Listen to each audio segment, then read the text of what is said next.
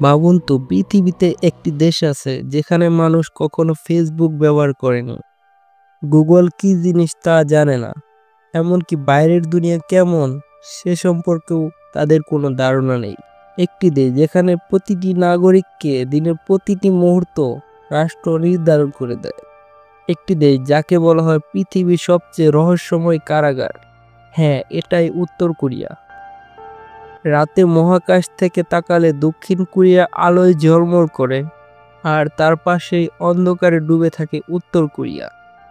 এই অন্ধকার শুধু বিদ্যুতের নয়, বরং অজানা রহস্যের। আজকের এই ভিডিওতে আমরা খুঁজে বের করব উত্তর কোরিয়ার ইতিহাস, রাজনীতি, সামরিক শক্তি, জনগণের দৈনন্দিন জীবন, কিছু ভালো দিক এবং সেই ভয়ঙ্কর সত্যগুলো যা খুব কম মানুষ জানে। উত্তর কোরিয়ার গল্প শুরু হয় অনেক আগেই। 1910 সালে জাপান দখল করে পুরো কোরিয়ান উপদ্বীপ। প্রায় 35 বছর ধরে কোরিয়ানরা দমন পীড়নের শিকার হয়। দ্বিতীয় বিশ্বযুদ্ধ শেষে জাপান পরাজিত হলে 1945 সালে কোরিয়া মুক্তি পেলেও এক হলো না। উত্তরে প্রবেশ করলো সোভিয়েত ইউনিয়ন আর দক্ষিণে যুক্তরাষ্ট্র। এই বিভক্তি পরবর্তী সময়ে জন্ম নিল দুই দেশ, উত্তর কোরিয়া আর দক্ষিণ কোরিয়া। 1948 সালে উত্তর কোরিয়ার প্রথম নেতা হিসেবে ক্ষমতায় আসেন কিম ইল সাং। তিনি শুধু রাষ্ট্রপ্রধানই নন, জনগণের কাছে চিরস্থায়ী মহান নেতা। 1950 সালে কিম ইল সাং দক্ষিণ কোরিয়া হামলা চালান। শুরু হয় ভয়াবহ কোরিয়ান যুদ্ধ। 3 বছর ধরে চলা এই যুদ্ধে প্রায় 30 লাখ মানুষ মারা যায়। 1953 সালে যুদ্ধ শেষ হলেও আজও কোরিয়ার বিভক্তি অটুট। উত্তর কোরিয়ার রাজনীতি মানেই কিম পরিবার। কিম ইল সাং থেকে কিম জং ইল হয়ে আজ কিম জং উন। একই পরিবার 7 দশকের বেশি সময় ধরে শাসন করছে পুরো দেশকে।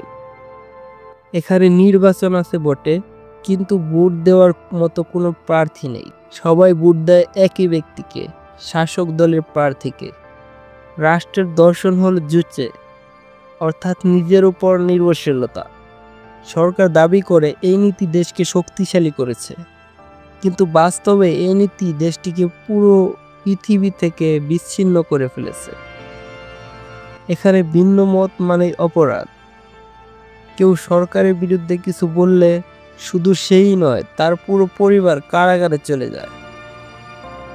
এ কারণে উত্তর কোরিয়ার মানুষ সারা জীবন ভয়ে বেঁচে থাকে। একজন সাধারণ উত্তর কোরিয়ার নাগরিকের দিন কেমন কাটে? সকালবেলা সবাই নির্দিষ্ট সময় মেনে কাজে বের হয়।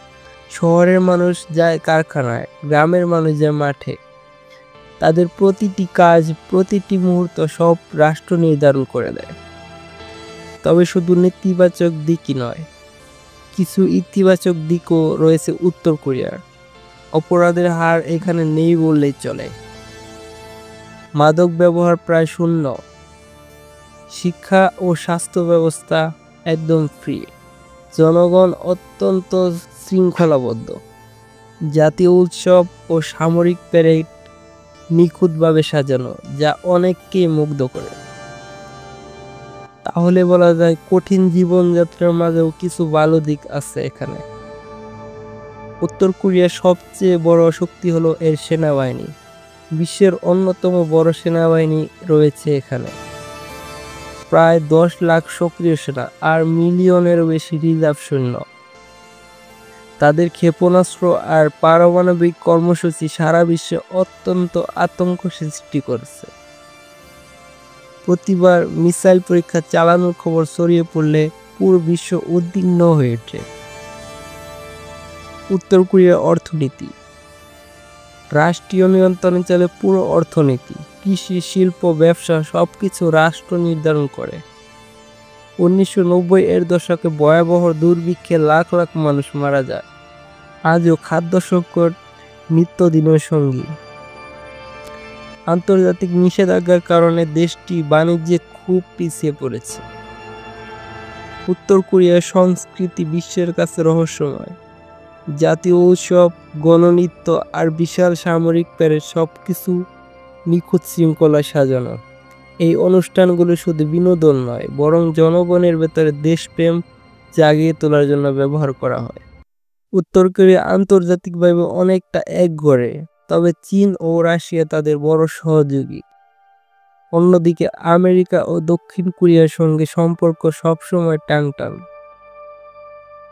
পর্যটকদের জন্য উত্তর কোরিয়া এক অন্যরকম অভিজ্ঞতা। তবে এখানে কেউ একা ঘুরতে পারে না। প্রতিটি পর্যটকের সঙ্গে থাকে সরকারি গাইড, যারা নির্দিষ্ট জায়গা দেখায়। কোনো পর্যটক চাইলে স্বাধীনভাবে কথা বলতে বা ছবি তুলতে পারে না। উত্তর কোরিয়া একদিকে ভয়, অন্যদিকে কৌতূহল। অন্ধকার যেমন আছে, তেমনই কিছু আলোও আছে। প্রশ্ন হলো, ভবিষ্যতে কি একদিন উত্তর কোরিয়া খুলে যাবে বাইরের পৃথিবীর সামনে, নাকি চিরকাল রহস্যময় দেশ হিসেবে রয়ে যাবে? তা হয়তো সময়ই বলে দেবে। কিন্তু একটি বিষয় নিশ্চিত, উত্তর কোরিয়া পৃথিবীর অন্যতম রহস্যময় দেশ হয়ে থাকবে।